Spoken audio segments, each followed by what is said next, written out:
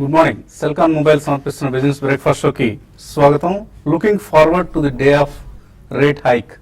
ఇది Janet Yellen నిన్న American ఒక ప్రైవేట్ సంస్థ అమెరికాలో నిర్వహించిన ఎకనామిక్ క్లబ్ అనే సంస్థ నిర్వహించిన ఒక సదస్సులో ఆవిడ మాట్లాడుతూ ఇచ్చిన స్టేట్మెంట్స్ లో looking forward to the day of rate hike, త్వరలోనే వడ్డీ రేట్లు పెంచే రోజు కోసం ఎదురు చూస్తున్నాం అంటూ చెప్పింది. సో వరుసగా రేట్ హైక్ సంబంధించిన అంచనాలు వెలువడుతూ ఉన్న సమయం ఇది. అమెరికన్ ఎకానమీకి సంబంధించి 9 సంవత్సరాల విరామం తర్వాత యుఎస్లో వడ్డీ రేట్లు పెరగడానికి రంగం సిద్ధమవుతున్న సమయం. ఈ నేపథ్యంలో లాస్ట్ నైట్ యుఎస్ మార్కెట్స్ నష్టాలతో ముగిశాయి. సో దీనికి వడ్డీ రేట్ల పెంపు అనేది ప్రధాన కారణం కాదు, బట్ క్రూడ్ ప్రైసెస్ భారీగా క్రాక్ అయ్యాయి నిన్న. సో ఆల్మోస్ట్ బ్రెంట్ క్రూడ్ చాలా సంవత్సరాల తర్వాత $40కి వచ్చేసింది. $40 టచ్ చేసి ఇప్పుడు మళ్ళీ $42 సమీపంలో ట్రేడ్ అవుతుంది. సో క్రూడ్ ప్రైసెస్ భారీగా పతనం కావడంతో వరుసగా 10వ వారం స్టాక్ పైల్స్, యూఎస్లో క్రూడ్ రిజర్వ్స్ ఏవైతే ఉంటాయో స్టాక్ పైల్స్ అంటారు, వాటి పరిమాణం పెరుగుతూ వస్తుంది. వరుసగా 10వ వారం పెరిగింది. దీంతో క్రూడ్ ప్రైసెస్లో భారీ పతనం చూస్తున్నాం. దీంతో US stocks especially energy sector సంబంధించిన స్టాక్స్ పడిపోయి దాని ప్రభావం ఇతర సెక్టర్స్ మీద కూడా ఉంది. దాంతో యుఎస్ మార్కెట్స్ నష్టాలతో ముగిశాయి. ఈ ఉదయం ఏషియన్ మార్కెట్స్లో కూడా ఇదే ట్రెండ్ కనిపిస్తుంది. సో కొంత నష్టాలతో కూడిన ట్రేడింగ్ సెషన్స్ కనిపిస్తున్నాయి. మన ఎస్ఎక్స్ నిఫ్టీ కూడా ఒక వీక్ ఓపెనింగ్ను ఇండికేట్ చేస్తుంది. సో నిఫ్టీకి ఎప్పటిలాగే పదే 7950 దగ్గర రెసిస్టెన్స్ ఎదురవుతోంది. నిన్న కూడా మనం చూసాం 7950 పైన నిలదొక్కలేకపోయింది. 7922 దగ్గర ఇప్పుడు ఎస్ఎక్స్ నిఫ్టీ కనిపిస్తుంది. మన మార్కెట్స్ వరుసగా అండర్ పెర్ఫార్మ్ చేస్తూ వస్తున్న సమయం ఇది. ఒకసారి మనం ఇతర ఎమర్జింగ్ మార్కెట్స్తో మనం కంపేర్ చేసుకుంటే సింగపూర్, థాయిలాండ్ తర్వాత థర్డ్ వర్స్ట్ పెర్ఫార్మింగ్ ఇండెక్స్గా మనం సెన్సెక్స్ కనిపిస్తుంది. 5% ఇయర్ టు డేట్ రిటర్న్స్ చూస్తే 5% నెగిటివ్ రిటర్న్ ఇస్తుంది సెన్సెక్స్. అలాగే నిఫ్టీ కూడా లాస్ట్ 3 monthsలో 0.5% నెగిటివ్ రిటర్న్ ఇస్తుంది. అండ్ ఇందాక అంటున్నట్లుగా సింగపూర్, థాయిలాండ్ తర్వాత మన మార్కెట్స్ థర్డ్ మోస్ట్ నెగిటివ్ మార్కెట్స్గా కనిపిస్తున్నాయి అమాంగ్ ది ఎమర్జింగ్ మార్కెట్స్. ఈ పరిస్థితిలో ఎఫ్ఐఎస్ ఇంకేం చేస్తారు, అమ్ముకొని వెళ్ళిపోతూ ఉంటారు. సో $3.5 billion లాస్ట్ 3 monthsలో వాళ్ళు సెల్లింగ్ చూసాం. So $6.94 billion last 3 months back FIs cumulative inflows ఉంటే ఇప్పుడు అది $3.5 billion పడిపోయింది. అంటే లాస్ట్ 3 monthsలోనే $3.5 billion వర్త్ స్టాక్స్ని ఎఫ్ఐఎస్ అమ్మేశారు. సో ఈ లాస్ట్ నవంబర్లోనే మనం చూసాం ఆల్మోస్ట్ మోర్ దాన్ $1.1 billion అమ్మటం. సో అంతకుముందు 2 months కూడా వరుసగా సెల్లింగ్ ఫేర్గా చూస్తున్నాం. సో ఈ నేపథ్యంలో లార్జ్ క్యాప్స్ అండర్ పెర్ఫార్మ్ చేయడంలో ఎటువంటి ఆశ్చర్యం లేదు. మిడ్ క్యాప్ ర్యాలీ మాత్రం కొనసాగుతుంది. ఇవాళ కూడా మిడ్ క్యాప్సే అవుట్ పెర్ఫార్మ్ చేయబోతున్నాయి. లాస్ట్ 10 sessions జరుగుతున్నట్లుగా ఇవాళ కూడా మిడ్ క్యాప్స్లోనే అవుట్ పెర్ఫార్మెన్స్ చూడబోతున్నాం. బ్యాంక్స్, ఐటీ లాంటి వాటిలో సెల్లింగ్ ప్రెషర్ చూస్తున్నాం. లార్జ్ క్యాప్స్లో ఎస్పెషల్లీ అందులో కూడా ఐటీలో కూడా మనకు మిడ్ క్యాప్ స్టాక్స్లో కొంత లాభాలు కనిపిస్తున్నాయి. నేను చూసాం మనం న్యూక్లియస్ సాఫ్ట్ లాంటివి, హెక్సావేర్ లాంటివి, ఇటువంటి స్టాక్స్లో మనం కొంత లాభాలు చూసాం. సో క్రూడ్ ధరలు పతనం అవుతున్నాయి కాబట్టి ఇవాళ పెయింట్ సెక్టర్ సంబంధించినవి కావచ్చు, టైర్ సెక్టర్ సంబంధించినవి కావచ్చు, ఆయిల్ మార్కెటింగ్ కంపెనీస్ కావచ్చు, ఇటువంటి సెక్టరల్ సంబంధించిన స్టాక్స్ మిడ్ క్యాప్స్ ఇవాళ అవుట్ పెర్ఫార్మ్ చేస్తాయి. ఐఓసి లాంటి స్టాక్స్ని, అలాగే క్రూడ్ డెరివేటివ్స్ ఏవైతే ఉన్నాయో టైర్ కంపెనీస్, నైలాన్ టైర్ కార్లు, కార్బన్ బ్లాక్స్, ఇటువంటి ప్రధానమైన క్రూడ్ డెరివేటివ్ రా మెటీరియల్స్ వీక్ అవుతున్నాయి కాబట్టి ప్రైసెస్ 30% పడిపోయాయి లాస్ట్ 1 yearలో. సో ఇదంతా కూడా టైర్ కంపెనీస్కి ఒక కలిసి వచ్చే అంశం. సో పెయింట్స్ కావచ్చు, టైర్స్ కావచ్చు, ఆయిల్ మార్కెటింగ్ కంపెనీస్, ఇటువంటివి ఇవాల్టి స్టాక్స్ టు వాచ్ లిస్ట్లో పెట్టుకోవచ్చు. ఇక మిగిలిన మార్కెట్ అంశాలకు వెళ్ళబోయే ముందు నూజివీడు సీడ్స్ దేశంలోనే అతిపెద్ద హైబ్రిడ్ విత్తనాల తయారీ సంస్థ, ప్రైవేట్ సెక్టర్లో అతిపెద్ద హైబ్రిడ్ సీడ్స్ తయారీ సంస్థ. So Nuziveedu seeds initial public offer IPO నిరవధికంగా వాయిదా పడినట్లుగా మనకు తెలుస్తోంది. సో గత కొద్ది సంవత్సరాలుగా ఐపీఓకి రావాలని ప్రయత్నిస్తున్న నూజివీడు సీడ్స్కి ఇది ఇప్పట్లో సాధ్యపడేలా కనపట్లేదు. గత ఏప్రిల్ లో ఐపీఓ కోసం నూజివీడు సీడ్స్ సెబీతో DRHP, draft red herring prospectus అంటాం. సో డిఆర్హెచ్పి దాఖలు చేసింది. అదే సమయంలో డిఆర్హెచ్పి దాఖలు చేసిన సింజిన్ ఇంటర్నేషనల్, ఎస్హెచ్ కేల్కర్, ఆ తర్వాత కాలంలో దాఖలు చేసిన ఇండిగో ఎయిర్లైన్స్, కాఫీ డే, ఇట్లాంటి సంస్థలన్నీ కూడా ఆల్రెడీ ఐపీఓకి వచ్చాయి. షేర్లు కూడా లిస్ట్ అయ్యాయి, ఆల్రెడీ ట్రేడ్ అవుతున్నాయి. కానీ నూజివీడు సీడ్స్ ఇష్యూకి మాత్రం ఇంకా సమయం వచ్చినట్లు కనపట్లేదు. ప్రమోటర్స్కు వాల్యుయేషన్స్ పై ఉన్న వ్యామోహం కారణంగానే ఐపీఓ ఎప్పటికప్పుడు వాయిదా పడుతున్నట్లుగా ప్రమోటర్స్ సన్నిహిత వర్గాలు మనకు చెప్తూ ఉన్నాయి, కామెంట్ చేస్తున్నాయి. సో 2008లో ఈ సంస్థలో బ్లాక్ స్టోన్ ఇన్వెస్ట్ చేసింది. బ్లాక్ స్టోన్ ఎప్పటికప్పుడు కంపెనీని ఐపీఓకి రావాలని ఒత్తిడి చేస్తుంది. ఎందుకంటే కంపెనీ బ్లాక్ స్టోన్ లాంటి కంపెనీస్ 3 to 5 years కంటే వెయిట్ చేయవు ఏ కంపెనీలు ఇన్వెస్ట్ చేసినా కూడా. సో ఇప్పుడు బ్లాక్ స్టోన్ ఒత్తిడి కావచ్చు ఇతరత్ర కారణాల వలన పబ్లిక్ ఇష్యూ రావాలని ప్రయత్నం చేస్తున్నారు, కానీ వాల్యుయేషన్స్ దగ్గరే అసలు పే వస్తుంది. సో సుమారుగా 480 రూపాయల ప్రైస్ అనేది ప్రమోటర్కి ఎంత మాత్రం సుతరాము ఇష్టం లేదని చెప్తున్నారు. సో ఏం జరగబోతోంది ఈ ఇష్యూలో? ఇప్పటికే పలుసార్లు వాయిదా పడింది నూజివీడ్ సీడ్స్ IPO.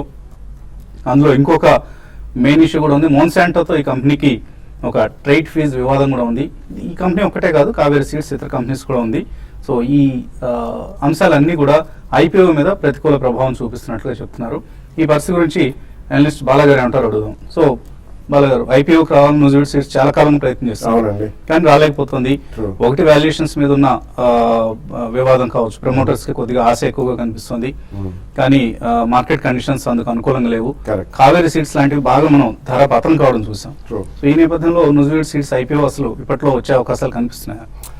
బేసికలీ ఇప్పుడే మీరు అన్నట్టు ఇది ఎట్లాగో నిరోధకంగా వాయిదా పడ్డదంటే వాల్యుయేషన్స్ కూడా చాలా డైల్యూట్ అయ్యే ప్రమాదం ఎక్కువ ఉందండి. అది కూడా కాకుండా గతంలో మనం చూసాం నూజివీడ్ సీడ్స్ 1 or 2 times వాళ్ళు అటెంప్ట్ చేశారు.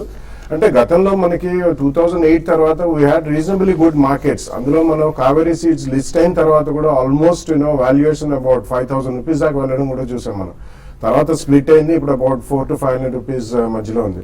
సో బేసికలీ వాళ్ళు గతంలో ఇప్పుడు ప్రైవేట్ ఈక్విటీ ద్వారా తీసుకునే డబ్బులు కానీ ఇవన్నీ ఇతరత్ర వాళ్ళు I think maybe diversification unrelated fields లోకి వెళ్ళారు. యాక్చువల్లీ వాళ్ళు సీడ్ టు షర్ట్ అనే కాన్సెప్ట్ కూడా ఒకటి మొదలు పెట్టారు. That's not a good idea, ఎందుకంటే కోర్ బిజినెస్ కు స్టిక్ ఆన్ అవ్వడం అనేది మంచిది. సో ఈ కంపెనీకి మనం రిలేటెడ్ పార్టీ ట్రాన్సాక్షన్స్ ఒకసారి DRHP లో కనుక చూస్తే మీరు అన్నట్లుగా Global Agrigenetics, Swarna Bharat Biotechnics, అలాగే షుగర్స్, NSL షుగర్స్ ఉంది, NSL టెక్స్టైల్స్ ఉంది, NSL Shri Venkataraya cotton mills ఉంది. ఇవన్నీ promoters companies. NSL estate private limited, అది రియల్ ఎస్టేట్ కంపెనీ మీరు అన్నట్లుగా. అలాగే అసెండాస్ ఎస్టేట్, ఇది జాయింట్ వెంచర్ విత్ అసెండాస్. రకరకాల ఆఫ్ కోర్స్ డైవర్సిఫైడ్ గ్రూప్స్ చాలా ఉంటాయి మనకి ఇండియాలో. బట్ అంటే ఇప్పుడు ఒక ఎవరైనా ప్రైవేట్ ఈక్విటీ వాళ్ళు ప్రధానంగా ఒక కంపెనీలో ఇన్వెస్ట్ చేసినప్పుడు వాళ్ళ కోర్ స్ట్రెంగ్త్, ఫండమెంటల్ స్ట్రెంగ్త్ మీద డెఫినెట్లీ వాళ్ళు ఫస్ట్ ఫండింగ్ చేస్తారండి. తర్వాత మీరు మెన్షన్ చేశారు 3 to 5 years is reasonably good period for them to exit. అంటే ఒక్కొక్కసారి మంచి వాల్యుయేషన్స్ రావచ్చు, ఒక్కొక్కసారి రాకపోవచ్చు. కానీ ఈ లోపల ప్రమోటర్ ఆ ఫండ్స్ ని ఇతరత్ర వేరే బిజినెస్ లకి, డైవర్సిఫైడ్ బిజినెస్ కి వాడటం కానీ, లేకపోతే ఎప్పటికప్పుడు మార్కెట్ బాగలేదు మాకు వాల్యుయేషన్స్ ఎక్కువ కావాలనేది. సో బేసికలీ ఈ వివాదం అనేది ఎప్పుడు మనకి గతంలో వినిపించేది, చాలా కంపెనీస్ కూడా విన్నాం. అంటే మర్చెంట్ బ్యాంకర్స్ హై ప్రైస్ చేస్తారు, they don't leave it anything for the public అని. So out of all maybe 100 issues IPOకి వచ్చిన వాళ్ళట్లో not more than 10 issues have given మంచి రిటర్న్ షేర్ హోల్డర్స్ కి ఇవ్వలేదు. లక్కీగా ఈ సంవత్సరంలో వచ్చినట్లు కొద్దిగా మంచి ఇష్యూలు వచ్చాయి. ఇండిగో ఎయిర్లైన్స్ కావచ్చు, ఇండిగో, VRL లాజిస్టిక్స్ ఒకటి, ఇండిగో ఒకటి, ఈవెన్ SHK డెఫినెట్లీ. సో అలా మనం ఒక కోర్ బిజినెస్ కి స్టిక్ ఆన్. అందులో ఈ బిజినెస్ ఎస్పెషల్లీ అగ్రికల్చర్ బిజినెస్ అండి, ఈ ఇయర్ మనకి కొద్దిగా మాన్సూన్ బాగాలేదని చెప్పి even BT cotton seed returns కూడా చాలా వచ్చాయి. అండ్ ఈ వివాదం అనేది మీరు ఏదైతే అంటారో మాన్సాంటోతో రాయల్టీస్ ఇష్యూ, యాక్చువల్లీ కొంతమంది కంపెనీస్ వాళ్ళ బ్యాలెన్స్ షీట్ లో ప్రొవైడ్ కూడా చేయలేదు, ఇట్స్ సబ్సిడైజ్, కాబట్టి మనకు తెలియదు డీటెయిల్స్. అంటే ఇప్పుడు నూజివీడ్ సీడ్స్ కి సంబంధించి ఎంత ఉజ్జాయింపుగా మనం కరెక్ట్ ఫిగర్ మనం చెప్పలేము. సో ఎంత హీట్ ఉండొచ్చు అంటే వాళ్ళు ప్రొవైడ్ చేశారో చేయలేదో కూడా మనం ఇంకా DRHP ఫిగర్స్ తెలియదండి, but it can run into maybe tens of crores. So సుమారుగా 100 కోట్లు ఉండొచ్చు. Probably we don't know. Definitely Nuzweed Seeds is the largest seeds manufacturer. Yeah, especially BT cotton lo they were actually the leaders andi. Tarvata slow ga vere vallu kuda vacharu. Kaveri has really captured a very good market. ఇతర చిన్న వాళ్ళు కూడా ఇప్పుడు తులసి seeds అని కానివ్వండి, చాలా మంది ఇప్పుడు ఆ కాంపిటేటివ్ ల్యాండ్స్కేప్ అనేది బాగా పెరుగుతుంది, ఇంటెన్సిఫై అవుతుంది. ఇదే కాకుండా మైకో ఒకటి, Mahyco was originally the patent joint venture. Exactly. Royalties అనేది ఇప్పటికీ ఆ సీడ్ బిజినెస్ లో BT సీడ్స్ లో బాల్గాట్ 2 or 3 లో ఉన్నాం మనం. Actually Monsanto is already with 4 or 5.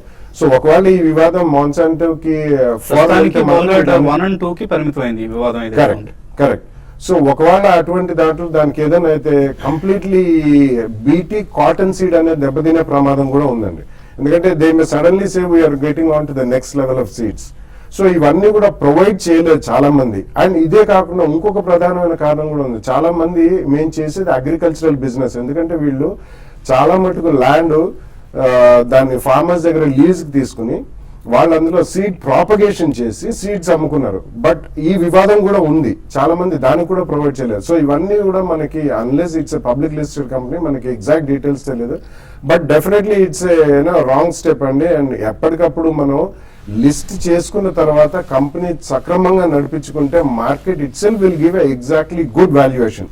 So మనం ఒకటే అంటే ప్రమోటర్స్ అందరూ కూడా పదే మీరు కూడా చెప్తూనే ఉంటారు, actually run the business very well, the market will give you valuation.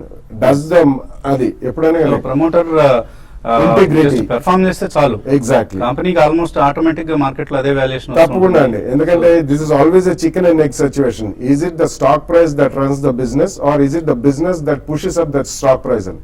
So run the business very well and the market will give you an excellent valuations. కాబట్టి ఇవన్నీ కొద్దిగా పక్కకు పెట్టి definitely they should concentrate on the core business and do very well so that the market also gives them excellent valuation. So ఒక మంచి కంపెనీని build చేశారు మండవ ప్రభాకర్ రావు గారు మీరు. సో మీకు మా విజ్ఞప్తి ఏంటంటే ఇన్వెస్టర్స్ కూడా కొద్దిగా డబ్బులు మిగిల్చండి. సో ఇన్వెస్టర్స్ ఐపీఓస్ లో ఇన్వెస్ట్ చేసిన వాళ్ళకి ఈ మధ్య కొద్దిగా మంచి చేదు మాత్రలు కాకుండా తీపి గుళికలు అందుతున్నాయి. సో దాన్ని కంటిన్యూ చేద్దాం, ఆ ట్రెండ్ని. ఏదైతే ఇన్వెస్టర్స్ కి పూర్తిగా నాకేద్దాం మనమే అన్న ధోరణి మాత్రం కరెక్ట్ కాదు. సో ఇన్వెస్టర్స్ కూడా కొద్దిగా లాభాన్ని మిగుల్చుదాం. అండ్ ఇన్వెస్టర్స్ ఉంటేనే క్యాపిటల్ మార్కెట్స్ ఉంటాయి కాబట్టి చిన్న ఇన్వెస్టర్లను దృష్టిలో ఉంచుకొని రీజనబుల్గా ప్రైస్ డిసైడ్ చేసుకొని మేబీ మీకు ఫిబ్రవరిలో కూడా ఇష్యూకి వచ్చే ఉద్దేశం ఉందని కొంత మనకు సమాచారం ఉంటుంది. అట్లీస్ట్ ఫిబ్రవరిలో అయినా ఇష్యూకి రండి. డెఫినెట్లీ మంచి కంపెనీని బిల్డ్ చేశారు కాబట్టి మంచి వాల్యుయేషన్ మీకు వస్తుంది. So if not in the IPO తర్వాత మీరు క్వార్టర్లీ రిజల్ట్స్ ఒక క్వార్టర్ తర్వాత మరో క్వార్టర్ మంచి రిజల్ట్స్ ఇస్తే డెఫినెట్గా మంచి వాల్యుయేషన్ వస్తుంది. ఇంకా ఎటువంటి ట్రేడింగ్ కాల్స్ ఇస్తారు ఇవాళ ఇన్వెస్టర్స్ కోసం? మార్కెట్స్ అయితే మనం చూసాం, నిన్నటి రోజు కొంచెం మార్కెట్ కరెక్షన్ లోకి వచ్చింది. మనకి 8,000 దగ్గర నిఫ్టీకి రెసిస్టెన్స్ ఫేస్ చేసింది. ఈవెన్ బ్యాంక్ నిఫ్టీ ప్రధాన కారణం చెప్పాలంటే బ్యాంక్స్ ఆల్మోస్ట్ అన్ని బ్యాంక్ స్టాక్స్ కూడా బాగా వీక్ ఉన్నాయి. బ్యాంక్ నిఫ్టీ దగ్గర మనకి 17,200 దగ్గరకు వచ్చింది. కాబట్టి ఇది ఒక సపోర్ట్ జోన్ అని చెప్పొచ్చు. అయితే మార్కెట్స్ ఒక రేంజ్ లోనే ఉంటాయి, బట్ మొత్తం ఓవరాల్ యాక్షన్ అంతా కూడా మిడ్ క్యాప్ లో ఉంది. Cell index stocks, by mid cap stocks అని ట్రేడర్స్ కానీ అనుకోవచ్చు. నెక్స్ట్ వచ్చే కొద్ది రోజుల్లో కూడా ఈ మార్కెట్స్ ఇదే విధమైన ట్రెండ్ ఉంటుంది. బట్ ఈ రోజు యూఎస్ మార్కెట్ లో లాస్ట్ నైట్ డౌన్ ట్రెండ్ చూసాం. బట్ ఏషియన్ మార్కెట్స్ అంత పెద్ద నెగిటివ్ గా అయితే రియాక్ట్ కాలేదు, కొంచెం నెగిటివ్ గా ఉన్నాయి. మన మార్కెట్ కూడా ఒక 20-25 పాయింట్స్ డౌన్ సైడ్ ఉండి మళ్ళీ ఒక డౌన్ సైడ్ బైస్ తో కన్సాలేషన్ ఉండే అవకాశం ఉంది. ఈ దశలో కొన్ని మిడ్ క్యాప్ స్టాక్స్ బాగా పెరగవచ్చు. అయితే మిడ్ క్యాప్ స్టాక్స్ మనం రికమెండ్ చేయలేము, ఎందుకంటే వోల్టాలిటీ ఉన్న దాని దృష్టిలో పెట్టుకొని. కాబట్టి సెలెక్టెడ్ వాల్యూమ్ బాగా పెరుగుతూ డెలివరీ బేస్డ్ కౌంటర్స్, తర్వాత ఫండమెంటల్ స్ట్రాంగ్ ఉన్న కౌంటర్నే వెంటర్ కమ్మని చెప్తాను. ఈ టైంలో లాస్ట్ కొన్ని రోజులుగా చూస్తే ఈవెన్ ఫండమెంటల్స్ బాగా వీక్ ఉన్న స్టాక్స్ కూడా బాగా పెరుగుతున్నాయి. సో అటువంటి స్టాక్స్ కి దూరంగా ఉండండి. ఆల్రెడీ ఇన్వెస్ట్ చేస్తుంటే ఈ అప్ ట్రెండ్ లోనే వాటిలో నుంచి ఎగ్జిట్ అయిపోయి క్వాలిటీ స్టాక్స్ లోకి ఇన్వెస్ట్ చేయమంటాను. అయితే బ్యాంక్ నిఫ్టీ విషయానికి వస్తే 17,200 ఆ లెవెల్కి వచ్చినప్పుడు పొజిషన్ కూడా బ్యాంక్ నిఫ్టీలో లాంగ్ పొజిషన్ తీసుకోవచ్చు. షార్ట్స్ కూడా కొంచెం కవర్ చేయమని చెప్తాను. అదేవిధంగా టెక్ మహీంద్రా ఒకటి ఈరోజు హైయర్ లెవెల్లో సెల్ చేసుకోమంటాను. లాస్ట్ మనకి నిన్నటి రోజు చూస్తే క్రూడ్ ఆయిల్ హెవీగా కరెక్ట్ అయింది. ఈ మధ్య కాలం లోలో ఇంటర్నేషనల్ మార్కెట్లో ఉంది. కాబట్టి క్రూడ్ ఆయిల్ పడినప్పుడు దానికి ఎగనెస్ట్ గా కొన్ని స్టాక్స్ పెరగడానికి అవకాశం ఉంటుంది, లైక్ బీపీసీఎల్ కానీ హెచ్పీసీఎల్ కానీ ఇవన్నీ కూడా ఈ రోజు పెరగచ్చు. అదేవిధంగా ఆటోమొబైల్ స్టాక్స్ కూడా పెరిగే అవకాశం ఉంటుంది. ఇవన్నీ కూడా especially crude related developments. Investors నుంచి కాల్స్ అలాగే మెయిల్స్ తీసుకునే ముందు కాసేపు ప్రకటన.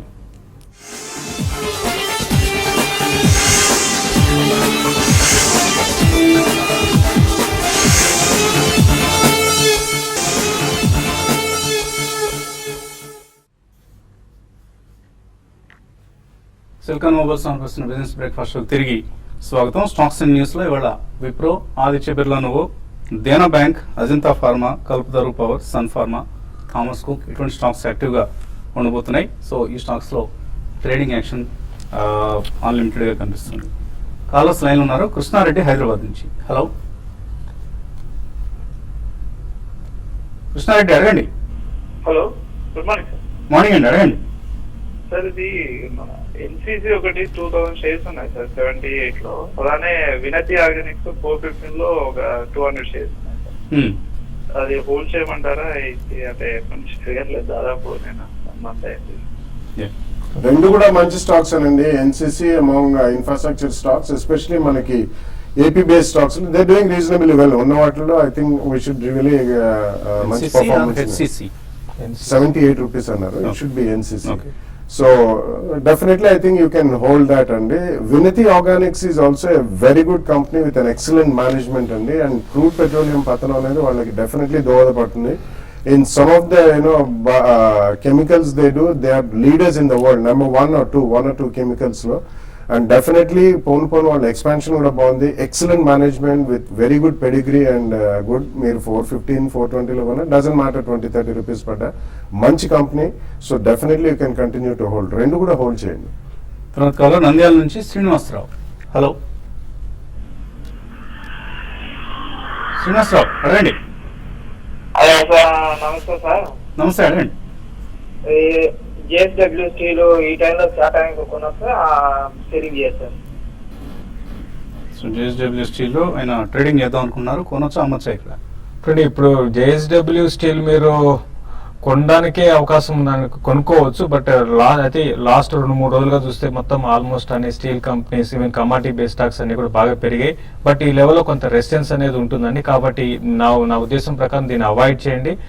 ఈ లెవెల్ నుంచి కొంచెం వీక్ కావడానికి అవకాశం ఉంది. దీనికన్నా మీరు మిడ్ క్యాప్ లో యాక్షన్ ఉంది కాబట్టి మిడ్ క్యాప్ స్టాక్స్ మీరు బై చేసుకోమని చెప్తాను. దీని అయితే మీరు బయింగ్ షార్ట్ టర్మ్ కి ఈవెన్ లాంగ్ టర్మ్ కూడా అవాయిడ్ చేయమని చెప్తాను.